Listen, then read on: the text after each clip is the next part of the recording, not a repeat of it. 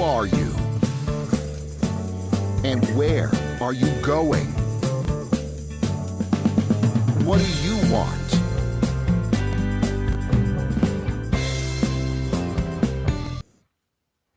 Hello and welcome to Business Lessons from the Military. I'm your host, Kevin Bemmel, and I'm here every Tuesday at 10 a.m. Pacific time to talk about military history, doctrine, and the practices of great military leaders so we can distill from them lessons to apply to our businesses and professional practices and to our careers. So today I'm going to be talking about something called wargaming. Now, if you remember the Matthew Broderick movie War Games, I'm pretty sure that was with HAL. It was this computer that was designed to basically go through war games scenarios, right? That may be what you have in mind when you hear the term war games. But in fact, wargaming has been around for really centuries. And at places like, if you saw the social media posts for today's episode, you saw a picture of the Naval War College, which is in Newport, Rhode Island. So if you were to go there, you would see they still, I think, sometimes do tabletop war games with what look like little Marines and soldiers and such. So, but in any event, war gaming is essentially the process where a particular military operation is planned and tested out to get an idea of whether it will work, if so, how, what might some of the problems be, how can we expect the enemy to respond or react to what we're doing, and look at all those kind of what if scenarios prior to actually having a commander, or it may be going up so high as the commander in chief, the president, authorize a particular military operation. So there's I've kind of a 6-point summary here of what wargaming is about. I'm going to talk about that first, and then I'm going to give you an example of not a real wargaming scenario. I don't have access to those, but I created one so you could see how it might work based on a recent U.S. military event.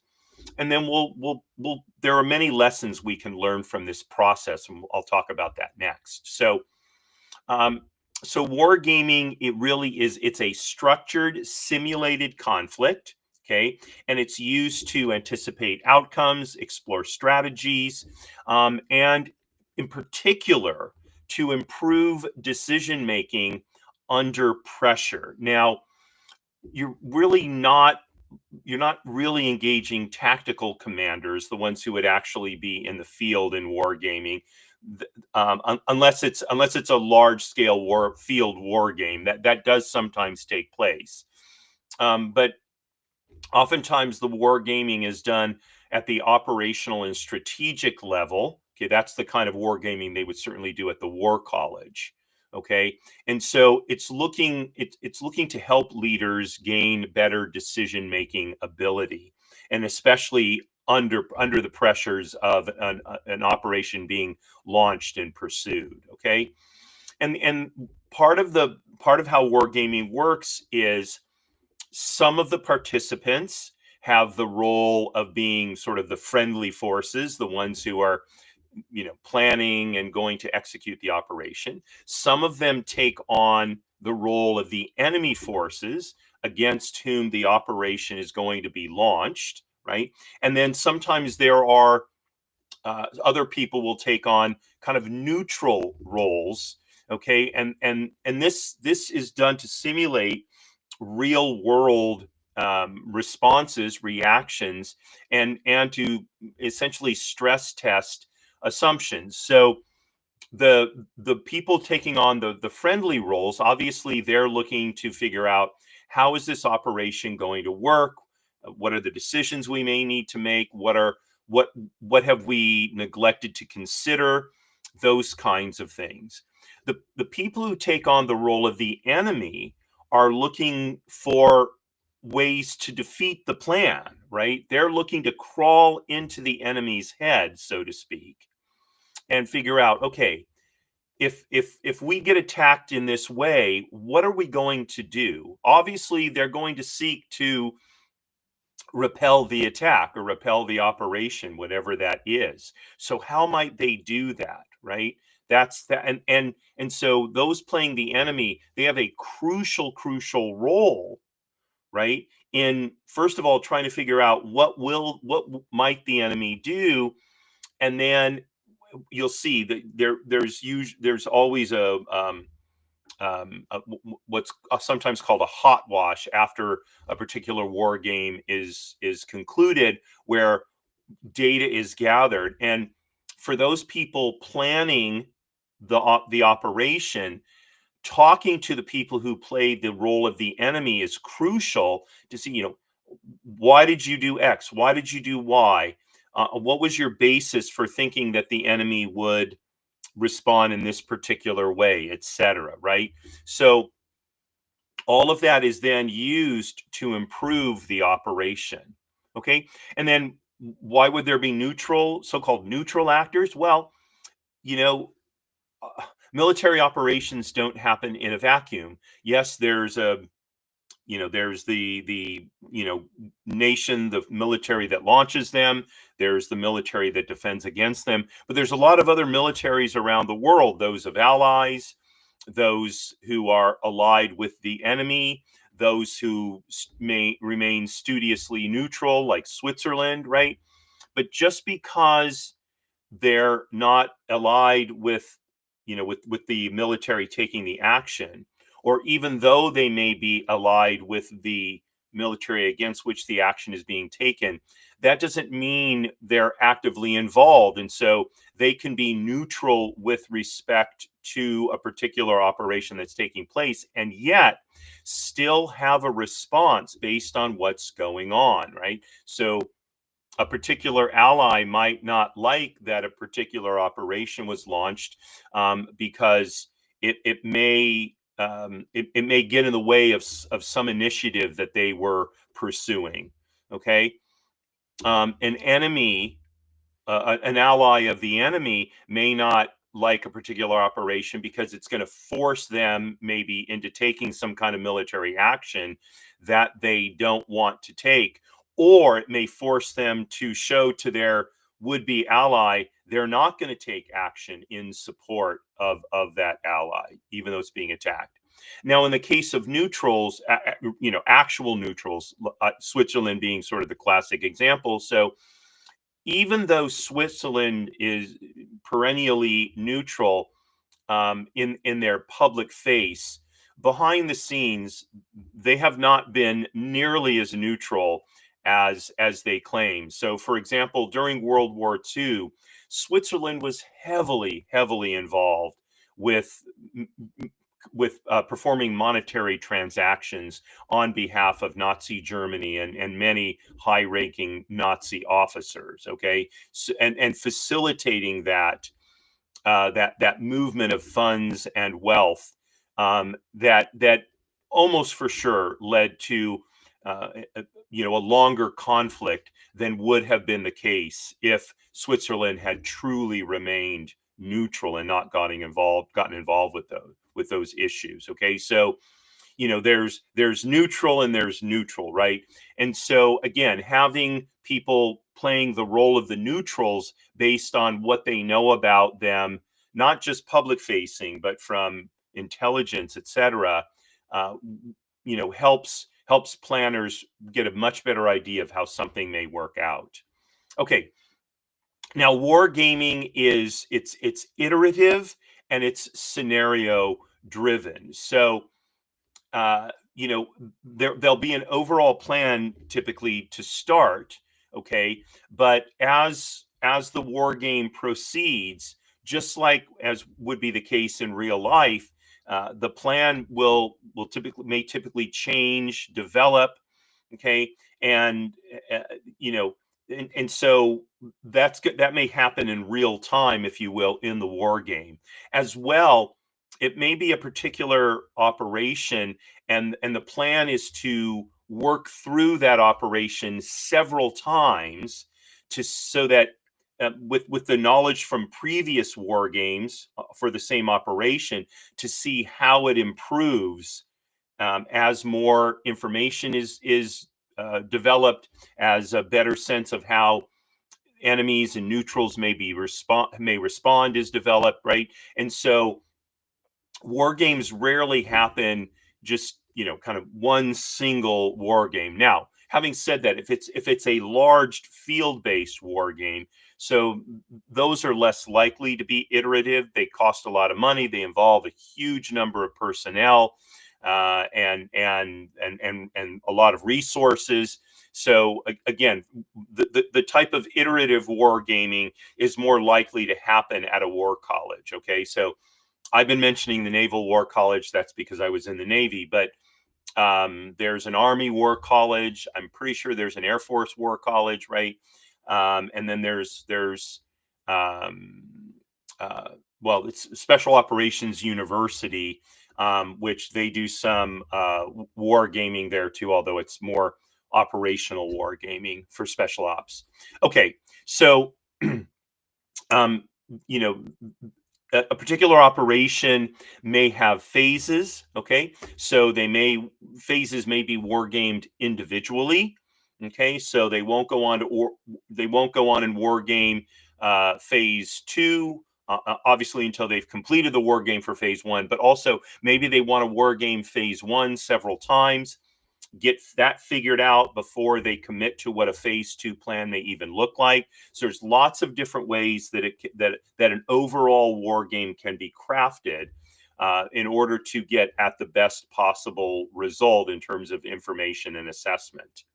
Okay, um, wargaming, its major focus is on decision making. It is an opportunity for leaders to make decisions essentially in real time and get a sense of how those decisions play out without the risk of actual, combat deaths, people being wounded, expending of materiel. Okay, so it doesn't have those kind of real life pressures on the leader making the decision, but the war gaming is done on a calendar, on a timeline in the sense of, at 9 a.m. or 6 a.m. we launch, at 6:30 this happens, at 6:45 this happens. So it's a real time sequence in that sense. Okay, so the commander or the leader is under actual pressure to make decisions.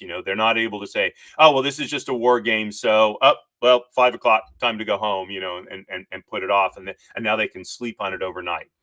That is not part of how wargaming works. The idea is to create the same kind of decision-making constraints that the commander or leader would face in the field, so to speak. Okay, um, and so it oftentimes the war game is built to create ambiguous situations where the so-called right decision either it's not obvious at all or may not exist. Okay, if you are familiar with the Star Trek, I'm sorry, yeah, Star Trek series. Okay, in particular the original one with William Shatner as Captain Kirk. So there's a famous episode called the Kobayashi Maru incident, and that Captain Kirk talks about. I know he talks about it in one of the movies, but I think it's an episode of the original show as well. And one goes through it as a cadet being trained to become, a Starfleet officer, and the root issue of the Kobayashi Maru incident is there is no good solution to it.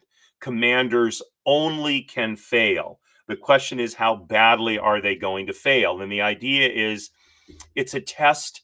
It's a test for a potential leader of how they will respond when they're in the no-win scenario, right? But it turns out that Captain Kirk was the only officer ever to have beaten the Kobayashi Maru scenario. And so in this comes out in the movie. The way he did it was by reprogramming the simulation so he could win, right? So typically that does not happen in a war game. Okay, that's something that they did, for the Star Trek movie, and it's funny and it gives you insight into the characters, etc. But in a typical war game, they will sometimes create essentially a no-win scenario to see how is this leader going to respond when they're at that point where all they've got as options is bad and horrible, things like that. Okay, so ambiguity is typically built into a wargaming scenario. Okay, so then once the war game is done, as I mentioned, they'll do what oftentimes is called a hot wash, or a post game analysis, if you will, post war game analysis. So it's an after action review, and it may a hot wash is usually something that's done kind of immediately afterwards, while everything is very fresh. Emotions may be charged somewhat at that point, and sort of gets a lot of stuff out. But then there'll be after action reports written oftentimes, so that the various players can review them, so that leaders senior to the ones who took part in the war game can read about the results. Okay, they may not have watched the particular war game, but they can read the results, and that can help them assess, is this commander the right person to lead this particular operation, etc. Or again, I should say that a war game doesn't necessarily have to focus on a planned operation, although oftentimes planned operations are war gamed. But it could just be something that's done in order to test leadership in a more general way, to see how commanders and leaders will respond in certain scenarios. Okay, that's certainly what Kobayashi Maru was, by the way. Okay, and the main thing, or not the main thing, but in the end, wargaming it's a training and innovation tool, right? So the idea is to build critical thinking, reveal blind spots, and foster creativity in leadership, and in developing doctrine and strategy, and operational actions and tactics, to see what may work better than what we're currently doing. Okay, doctrine being, okay, this is how we handle these situations, but as weapons change, as threats change, doctrine has to be reviewed, and oftentimes changed, updated, revised, however we would cast that, in order to make a particular military or military unit more effective in achieving the objective to which it has been assigned. Okay, so that's what wargaming is. Now, I'm going to talk about an operation and how it might have been war gamed. Okay, again, I have no access to classified information, at least not any longer. At one time, I had a secret clearance, and the Navy wanted me to have a top secret clearance, but I never got that, only because I left the Navy before the process was completed. But this, so I've kind of made something up to what it might have been. So this relates to a very recent military operation called Operation Midnight Hammer. This was the operation during which B-2 bombers struck 2 Iranian nuclear sites, and a submarine launched, I believe it was Tomahawk missiles against a third site. And the point of doing this was to, if not, literally completely destroy Iran's nuclear capability, to at least set it back far enough that it was going to be very costly in terms of finances and people to, bring it back to the point where they could break through to a nuclear weapon, right? So it took place on Saturday, June 21st of this year. So just a couple of weeks ago, basically.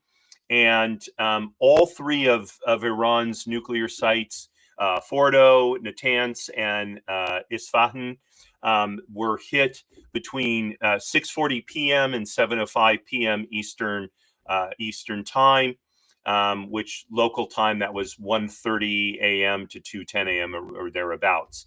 Okay, and the operation, if you've read about it, so it involved about 125 aircraft, including 7 B-2 stealth bombers. They look like a big bat wing, basically, to carry out the missions.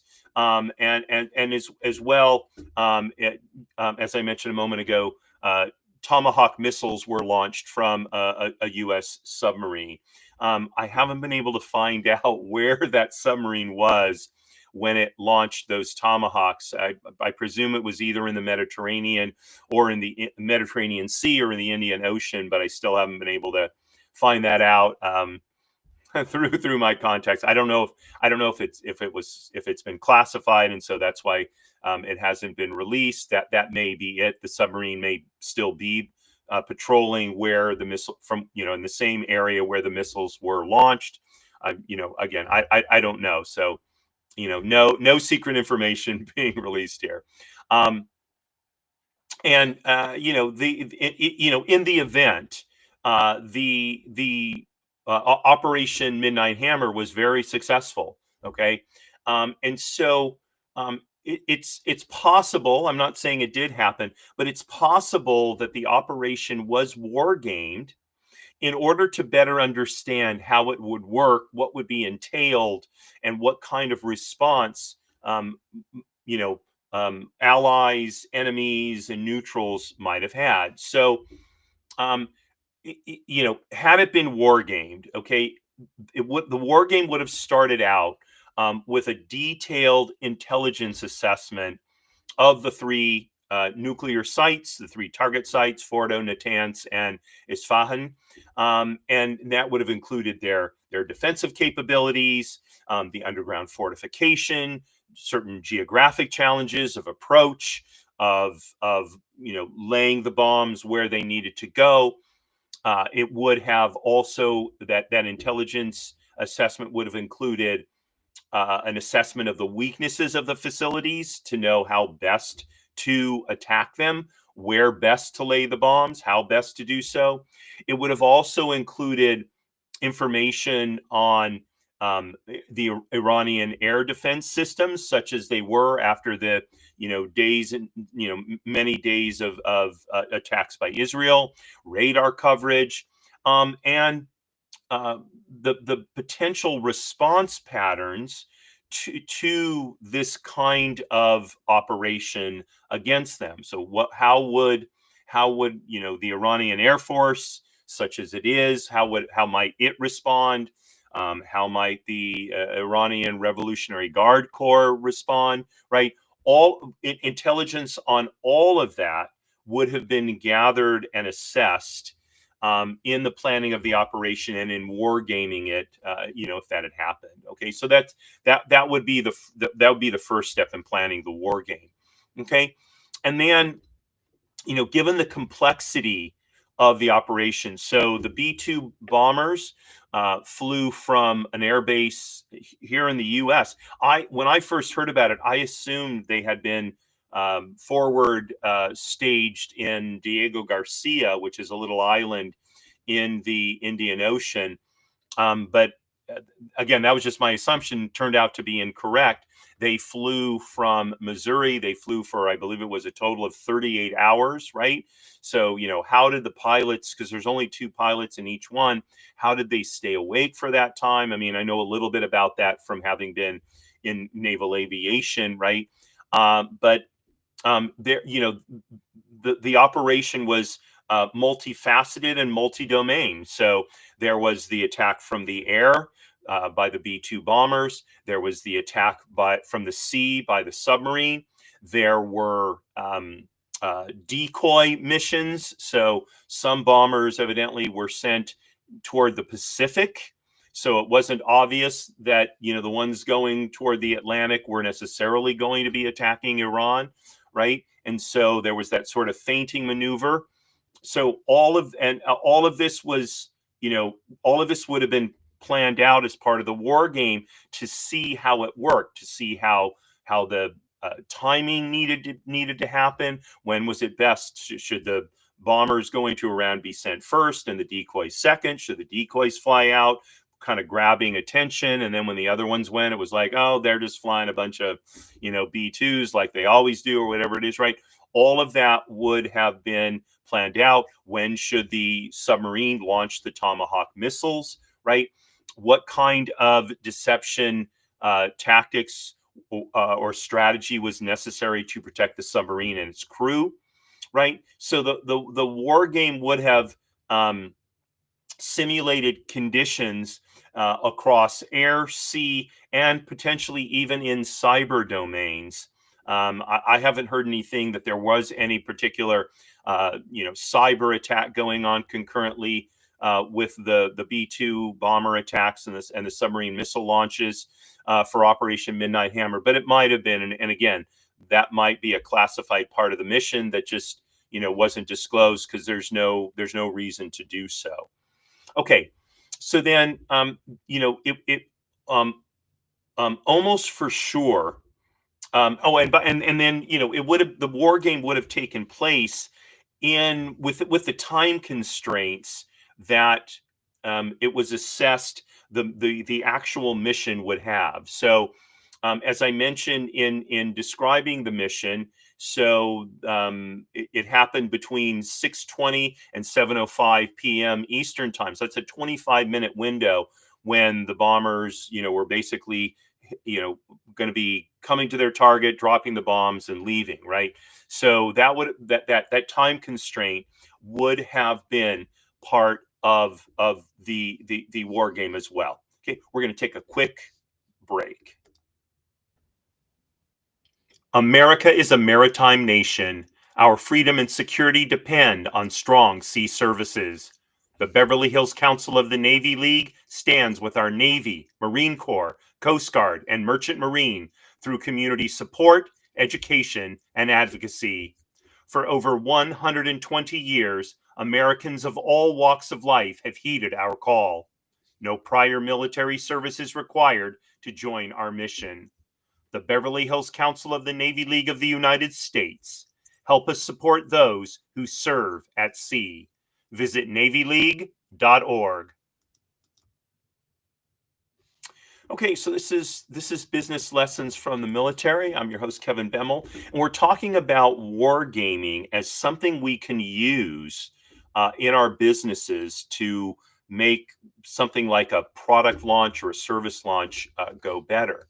So I'm giving you an example of how something might have been war gamed, and as my example, I'm using Operation Midnight Hammer, which was the bombing of the Iranian nuclear facilities by a combined operation of the United States Air Force and the United States Navy, and so I talked about the intelligence assessment that was likely done, and I talked about the multi-domain nature of the operation, air, sea, perhaps cyber domain as well. Okay, now along with the the American team, being involved in the war game, there would have been, what might have been called the American team might be called the blue team, or they might be called the red team, and then the opposing forces would have been given some kind of colored. They might be called, if the U.S. forces were the blue team, so then the opposition Iranian forces might have been called the red team opposition forces. Okay, and they would be tasked with determining how is Iran going to respond to this operation. First of all, are they going to be able to get wind of it, right? Which raises the risk of the operation, because if they have air defenses available, so perhaps those air defenses would be able to attack a B-2 bomber, right? And then having, if the operation is successful and those those huge bombs, 3,000-pound bombs, are dropped successfully. So at that point, even if Iran didn't detect the bombers, on their radar prior to the bombing, after the bombing, they know they're there, right? It's like the great line in Harm's Way, the wonderful Otto Preminger World War II movie with John Wayne. It's the very beginning of the movie, and John Wayne is the captain of a Navy cruiser, and they get torpedoed by a Japanese submarine. And John Wayne, the captain, turns to one of his officers. I think he's the OPSO, the operations officer, and he says, "Radio Pearl Harbor and let them know what happened, and have a tanker out here because we're probably going to need additional fuel oil to get back to Pearl Harbor, and then get one of the destroyers to rig for towing." And the OPSO says, "Should we break radio silence?" And John Wayne says, "Don't you think the Japanese know we're here now?" Right? They just torpedoed his ship, right? So once the operation has been, fulfilled, right, the enemy knows you're there, right? So that obviously that becomes part of the scenario. And so at that point, once the bombs are dropped, once the missiles from the submarine hit their targets, the Iranian military, the IRGC knows that they've been attacked. So then, what are they going to do at that point? Even if they were surprised, okay, they still may mount a response once the action has taken place, right? So there will be some people who are assigned to essentially be this red team oppositional force to try and figure out what might the Iranians do once they get hit. Okay, and again, they're going to have the same intelligence information available to them. They'll have a sense of what Iran's capabilities may still be, and they're going to game out. Will the Iranians launch, let's say, some fighter jets? They have some old F-14 Tomcats, I believe, is the most recent type aircraft that they have. Are they going to launch some F-14 Tomcats against these B-2 bombers to try and, I don't know, shoot them down or something like that, right? So I mean, in the event, it didn't actually happen as far as I know, but in the wargaming, you're going to look at what if you're part of the opposition red team. So you're going to look at, well, what can I do about this? I'm not just going to sit on my hands. I'm going to look for a way to retaliate. So that would be part of the gaming situation as well.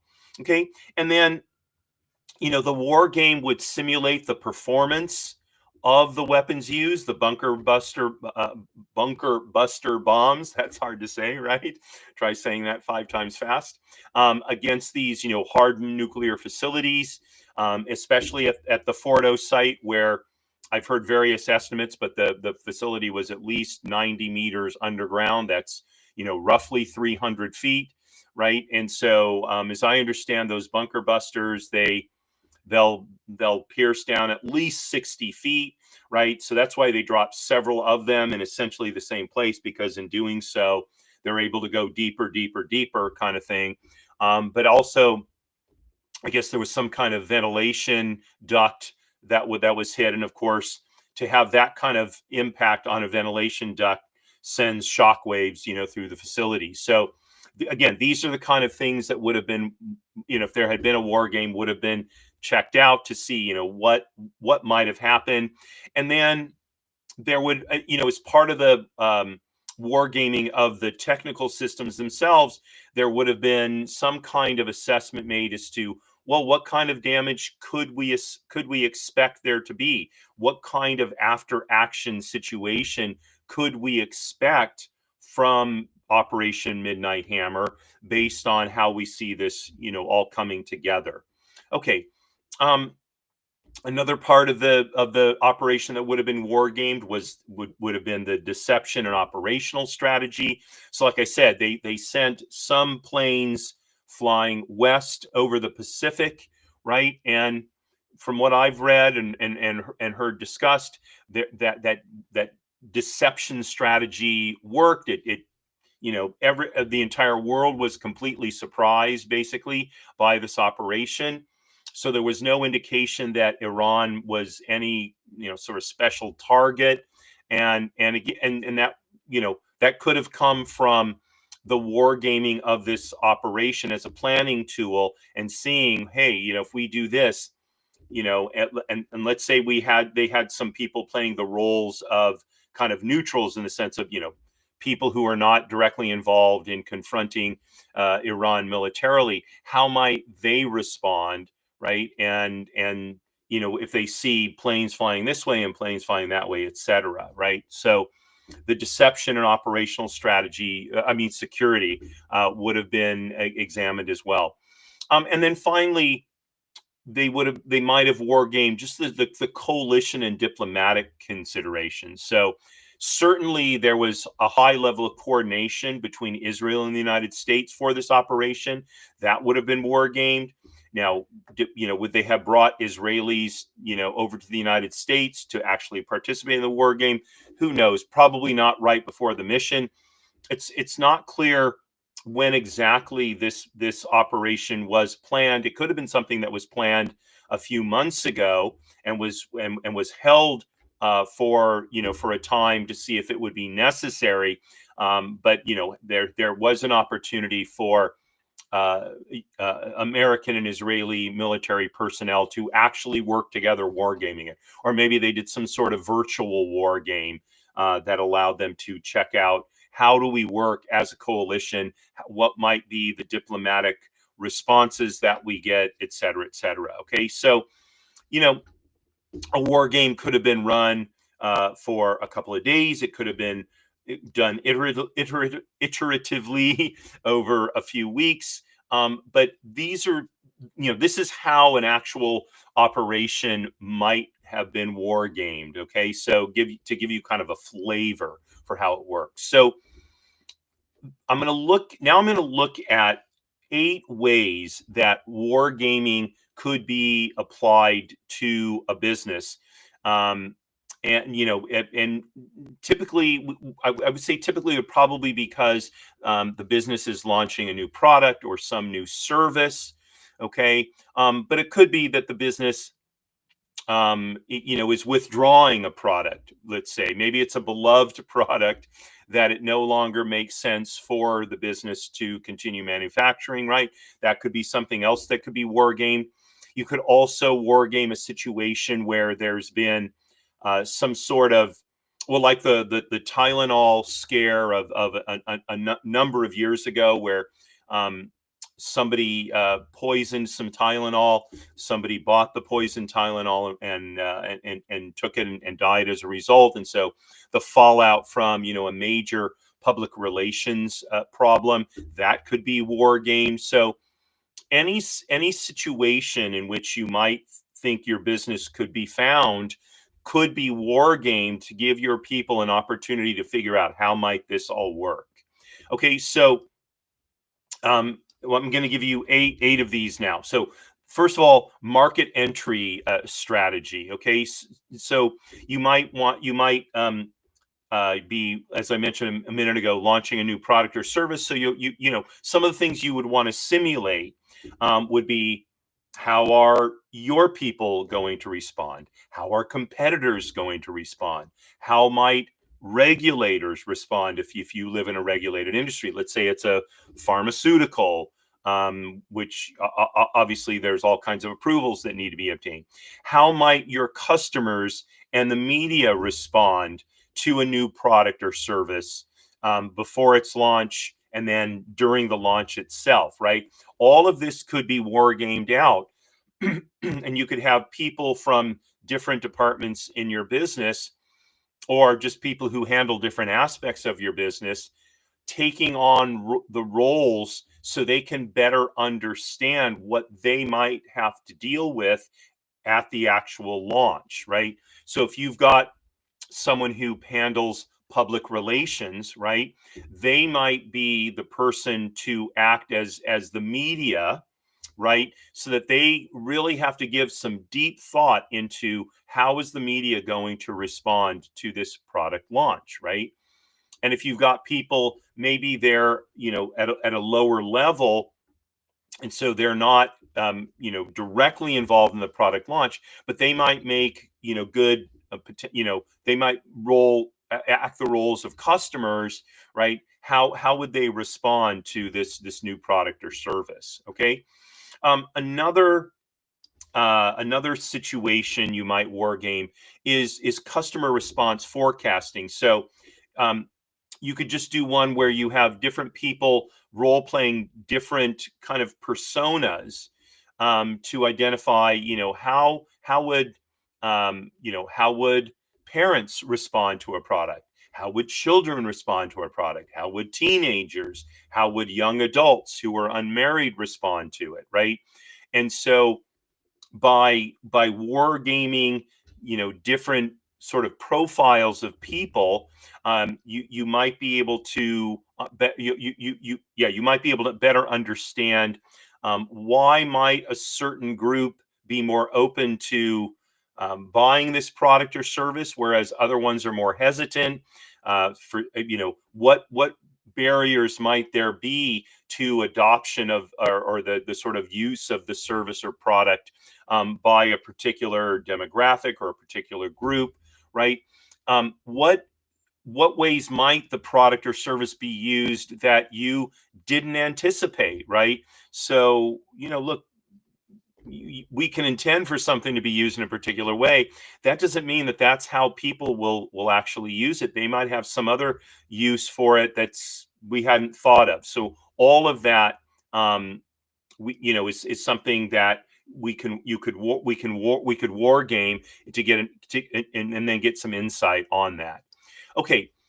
Another situation to war game is competitor response simulation. So in this case, you might create a rival team that is your competitors, and they would, as much as possible, research and get a sense of how your competitors tend to handle various situations, and then they would war game out, well, how might they respond to the launch of a new product or a new service? What kind of counter marketing tactics, strategies might they employ?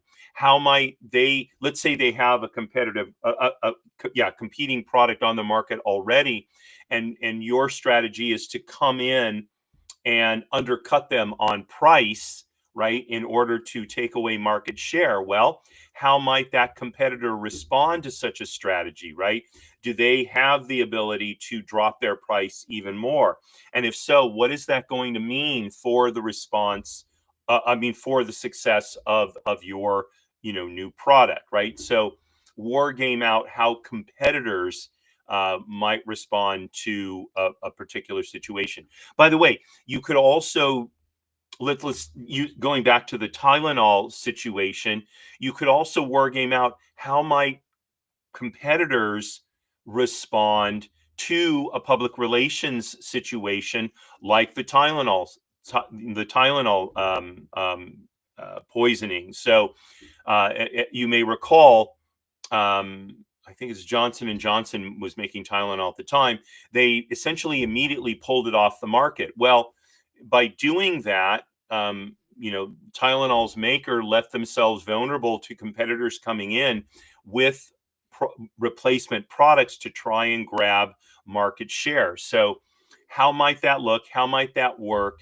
How solidly would the competitors be able to take over market share? Because at some point, of course, I'm sure Tylenol was going to, the makers of Tylenol were going to relaunch it, right? So, in the meantime, what might happen to, to with competitors such that re-entering the market could be much more difficult, potentially even prohibitive to go back in. Okay, and that feeds directly into the next scenario, number 4, which is crisis and failure readiness, right? So I mentioned a PR issue, but you could have a scenario where there's a supply chain problem that prevents being able to deliver products in a timely way to customers, right? This is one of the concerns with what's going on with tariffs is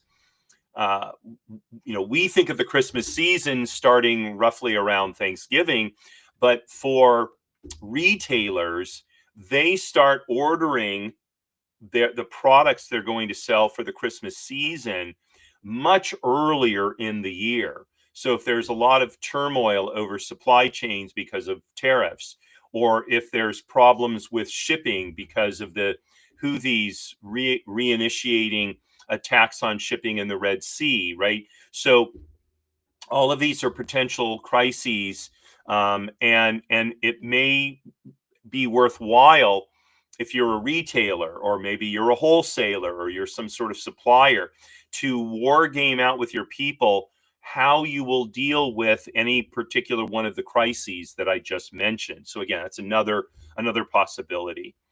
Another scenario that you might want to war game is cross-functional alignment, right? So most companies, if they're not big enough to have different teams handling different aspects, whether it's um, bringing in raw materials, manufacturing, marketing, public relations, labor relations, right? These are all different aspects of bringing a product or without raw materials services to the marketplace, right? So you may have only one person handling each of those aspects that I just mentioned, or you may have a whole department handling it. How are those going to interact, right? What kind of cross-functional, this is a buzzword, but synergies might be developed, and you can explore that through wargaming before you actually launch a product to see where are their weak spots, where are their blind spots, where may we be caught unawares, or where are we vulnerable to something unexpected happening, and what are we going to do if that unexpected thing happens to mitigate the downside of that occurrence, right? So, and how can our people work together to best respond to something unexpected? Okay, so all of that's a kind of a cross-functional war game, and it'll look at how well your team plays together, right? um, Next is you could war game how you're doing your public relations, just how you're presenting let's say a new product to the public. So you could role play press interviews, pitches to customers. So if you're if you're a wholesaler who sells to retailers, you could war game how it will work for your sales team to be going out and making presentations to retailers, trying to get them to order your product for a particular period of time or whatever it is. Okay, you might role play social media engagement, um, excuse me, to refine your brand's voice. So all of these are things that you can wargaming in this sense is essentially practice. You can practice your messaging and your positioning, how you're presenting your brand through wargaming. Now, in that case, like if you're doing something with social media, you wouldn't necessarily use your actual social media outlets, but you could, maybe your tech people can create kind of a just an in-house social media situation, maybe on Slack or something like that. So these things can kind of be tested out, and you can give your people a sense of how the real world might respond before they actually go to the launch. Okay, another issue that can be war gamed is having to make a strategic pivot during maybe a test launch of a product, right?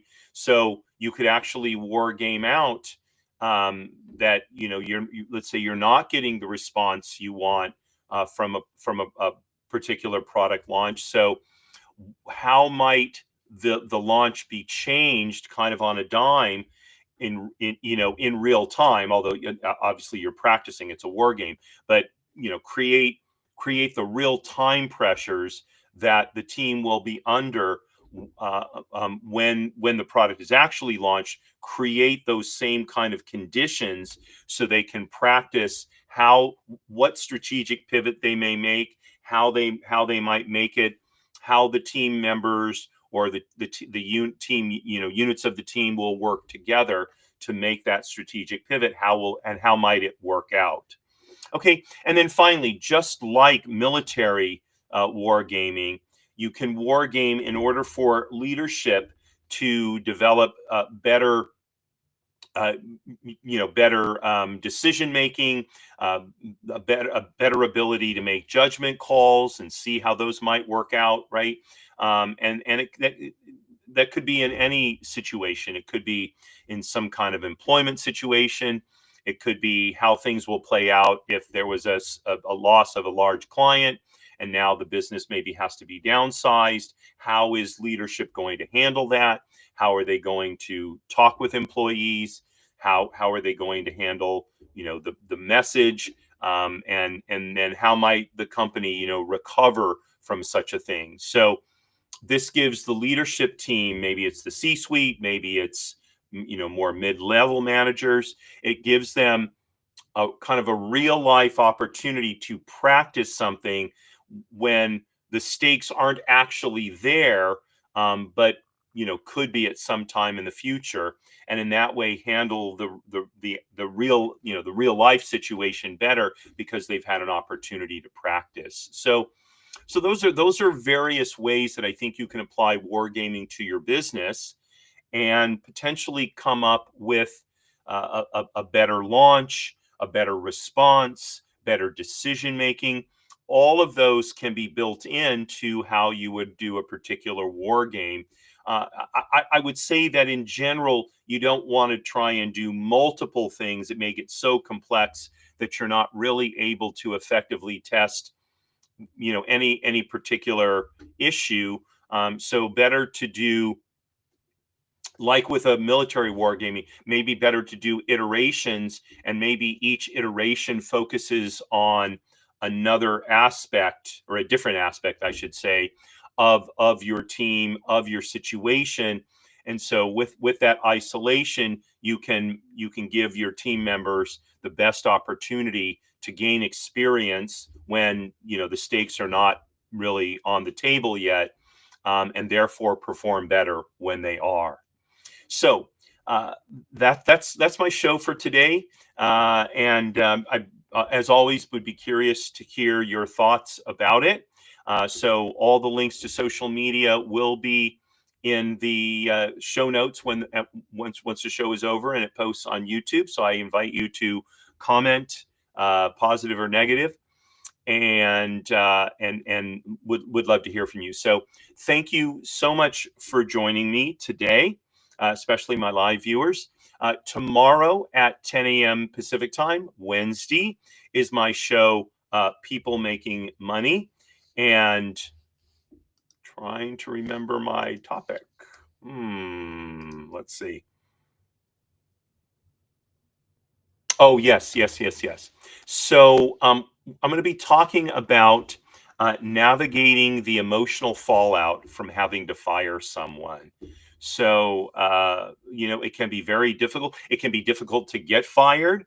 It can be difficult to do the firing. I know the only time in my career I was fired. Um, the fact of the matter was, I was trying to get the person to fire me, and he finally did. And when he told me I was fired, I just sat there quietly, because in my head I'm going, "Finally, you got the message." And he started crying. He was very upset that we weren't going to be working together, I guess, for whatever the next 10 years. I think, unfortunately for him, I was around the age of his children, and his children were not going to join his business. And I think somehow he got it into his mind that I was like a son to him, and so therefore, I was going to be in the business for decades to come. But the fact of the matter is, he was not paying me anything close to what I thought he should, and so what I angled for was to get fired and then collect unemployment while I started my own company. So, but in any event, we're going to talk about the emotional fallout from the firing of an employee. Okay, and then next week on Monday at 10 a.m. Is my show at 10 a.m. Pacific time. Is my show Trust and Estates Weekly, and then 1 week from today, I'll be back for the next edition of Business Lessons from the Military. So thanks again for joining me. Wishing you a wonderful rest of the day, and signing off as I always do. Marie, darling, you are my belle. Courage at all.